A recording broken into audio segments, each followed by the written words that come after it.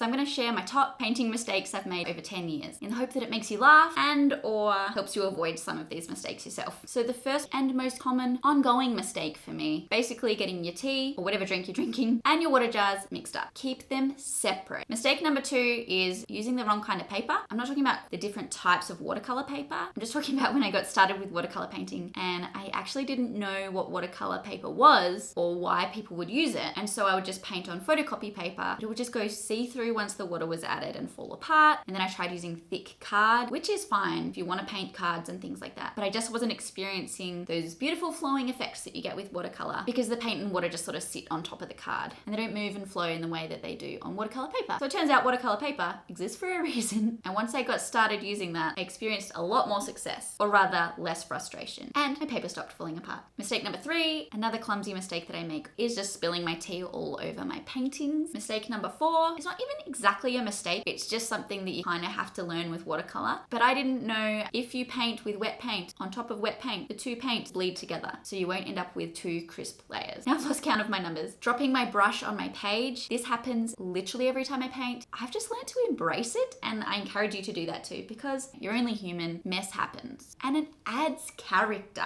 That's my way of reframing it. Another mistake is adding too much water to my paper and it'll end up all warped and buckled. A way to remedy that is chuck a heap of heavy books on top, leave them sitting on top of the painting, just make sure it's dry first. I'm sure it's not the done thing, but I don't care. So you can remedy most mistakes, other than drinking from your water jar, which you really should try and avoid. I've done a sketch of something that I want to paint, and then I painted over the top, and once the paint was dry, I went to erase the pencil and did not realize that once you paint over pencil, it will not go away. It is there forever. Painting a beautiful commission and then realizing that there was already a painting on the back of the piece of paper. It was great in terms of making sure that I paint on both sides of the paper so I don't waste anything, but it wasn't great in that particular context. Putting away my paintings while they're still wet. So for example, if I'm painting in a sketchbook or something, and then I shut the book or put something on top of it while it's still wet, and then the paint smudges. Oh, actually that reminds me of another mistake. I'll often be painting and then my hand will drag through the paint on my page. There are lots of mistakes. I don't know how to avoid smudging your hand through the painting other than just being careful, but with putting your paintings away, just make sure they're dry before you put them away. So hopefully you found this entertaining and or educational. And now that I've got you feeling excited and ready to paint with watercolor, I've actually got a beginner's course available for only $12 so you can learn the basics of watercolor painting, so you can gain confidence with watercolor really, really quickly without feeling overwhelmed by working out what to learn, because I've condensed 10 years of learning into some bite-sized videos so you can get painting and avoid at least some of the mistakes that I've made along the way. Make sure you use the coupon code so you can get it for $12 instead of $112, and you can dive in straight away. Let's get painting.